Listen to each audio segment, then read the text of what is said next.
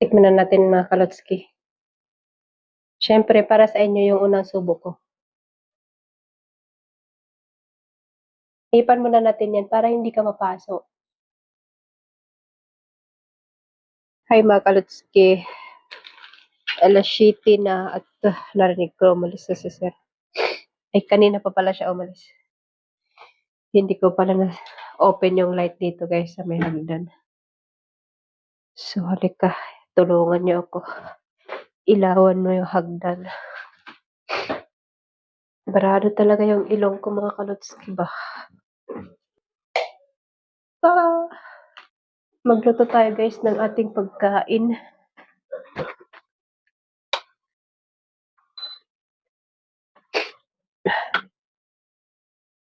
So yung kain ko kanina pang alas 12.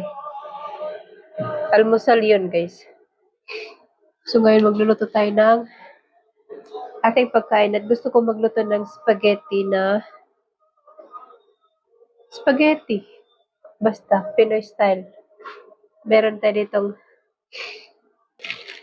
ito yung beef natin mga kalotski. Yung binili kasi ni Amo na beef na giniling ay beef. So meron tayo itong spaghetti na pasta. Natry ko gumawa ng Filipino style spaghetti mga kalotski. Puno talaga yung ilong ko guys. Sino yung gusto sumipsip ng ilong ko? Ito guys. Nabili ko to siya guys. 1 real lang. Ay, nabili ko. Hindi pala kayo bumili si madam. 1 real lang to mga kalotski. So tara magluto tayo. Dito na tayo magluluto natin ng ating pasta sa kawali guys. Maghihiwa lang tayo dito mga kalotski ng bawang at saka sibuyas. Isimplehan lang natin. Actually, wala talaga akong panlasa ngayon mga kalotski. Wala rin akong pang-amoy. Barado nga kasi. Barado nga ni.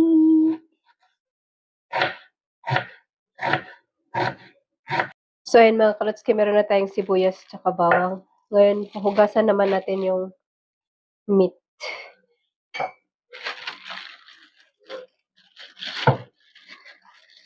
Pwede naman tawag ng hugasan, pero ako gusto ko lang talaga siyang hugasan. Pero hindi dapat matagal.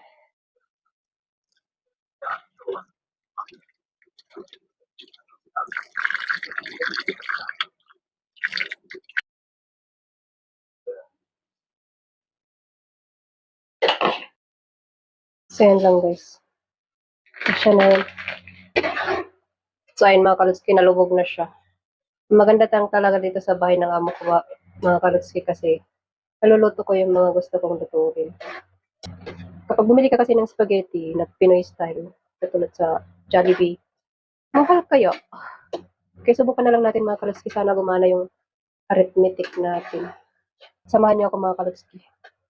Gumawa ng Pinoy style spaghetti. Wala lang tayong hotdog mga kalotski. Huwag na natin pilitin kung wala kasi wala talaga. Dapat kung ano lang yung mayroon, yun lang pagtsagaan natin. Huwag nating hanapin yung wala. Dapat makontento tayo kung ano yung meron. Pero dapat huwag kang papayag na hanggang dyan ka na lang. Dapat may gagawin ka rin paraan.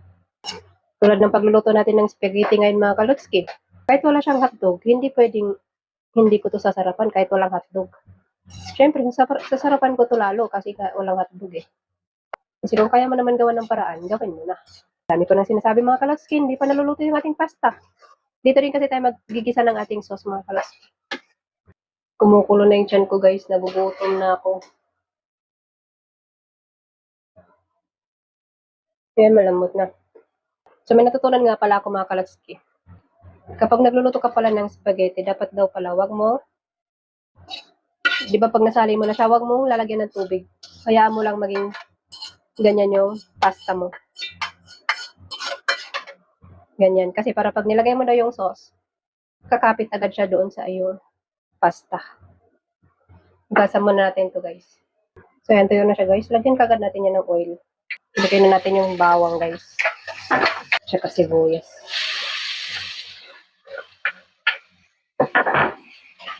Mamadali na tayo for today's video mga kalutsi kasi tayo ay nagugutom na.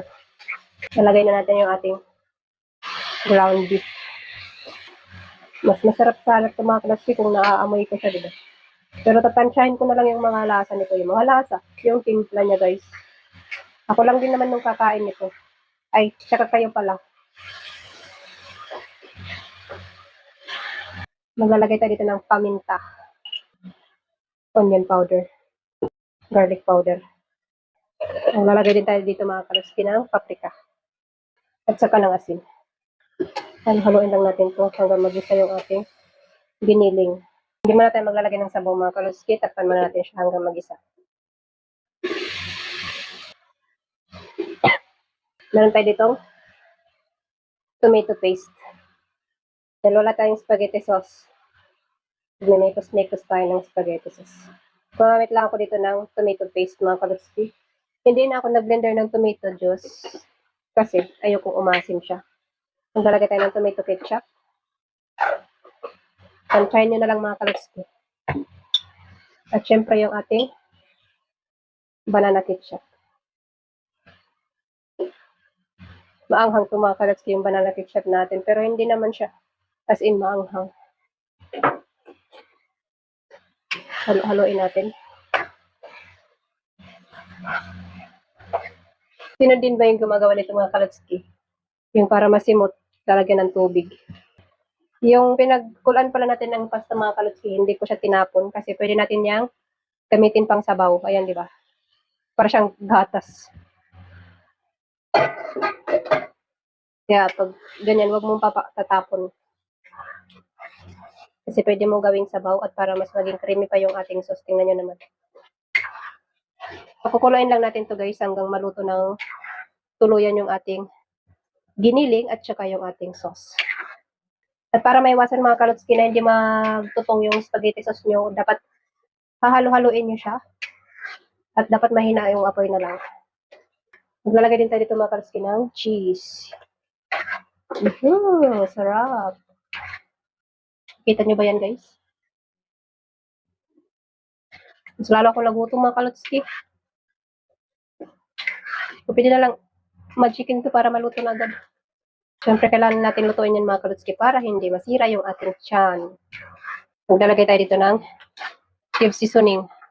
At dahil gusto ko yung sweet style spaghetti, ay maglalagay tayo ng dito. Isang kutsara lang yan mga kalotski, and yan 1 cup.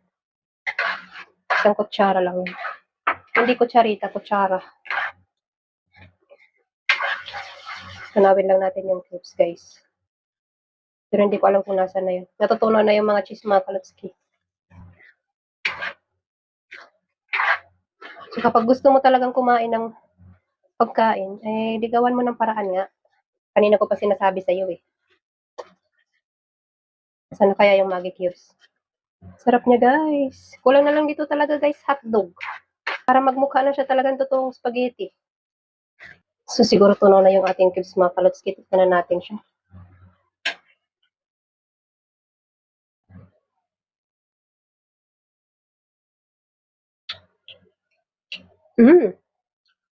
Nagkaroon ako ng panlasa guys. Ang sarap guys. Subukan nyo yung ganitong paggawa ng sauce kahit wala kayong ready-made. Yung made na lang, di ba? So malapit na siyang maluto guys. Gusto ko lang talaga siyang maluto-luto yung sauce niya kasi ayoko yung kumulo yung tiyan ko. So pwede na to guys. Tingnan nyo guys, oh. Grabe. So mag-plating na tayo. So maglalagay na tayo ng pasta. So ganito lang kadami yung lagay natin mga kalotsi kasi baka hindi natin maubos. At huwag din tayo kumain ng madami kasi gabi na.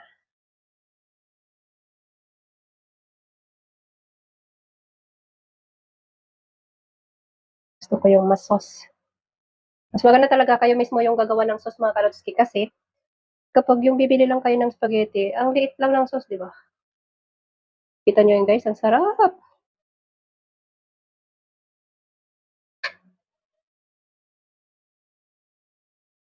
At syempre mga kalotski, hindi magiging totoong spaghetti yan kapag walang keso sa taas. Katulad ng Pinoy style spaghetti. Damihan natin ng cheese. Cheese overload. Sarap. Ayan guys, oh. Kuha ka na ng plato mo, kain tayo, tara. Ngayon, hahaluin na natin siya mga kalutski.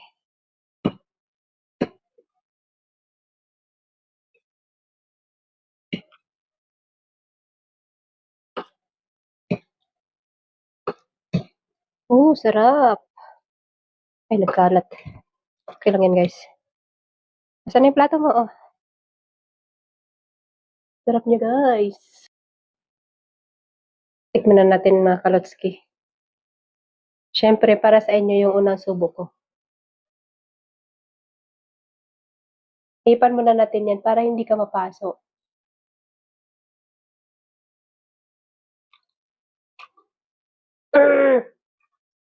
Grabe, ang sarap.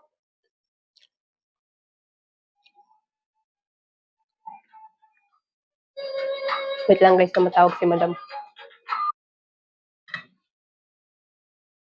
So, ayan guys, tumawag si madam. Sabi niya, pupunta daw dito yung pamilya niya.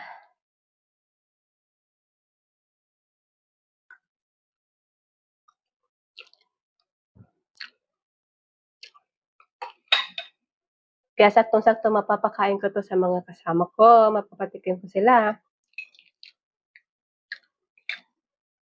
Pero kakain muna ako guys. Gutom talaga.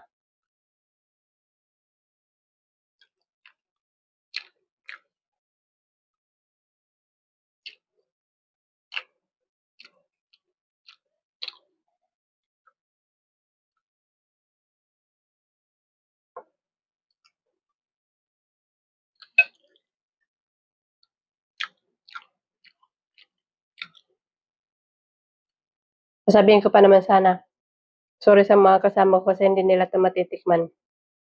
Pero matitikman din pala nila yung Pinoy style spaghetti ko. Pero medyo maanghang siya guys kasi sa ketchup na ginamit ko na banana ketchup, meron siyang spicy. Pero hindi naman siya, mahilig naman yun sa mga maanghang. Sarap. Craving satisfied. Masarap to kapag may fried chicken. Hoy! Isip ka na naman ng fried chicken.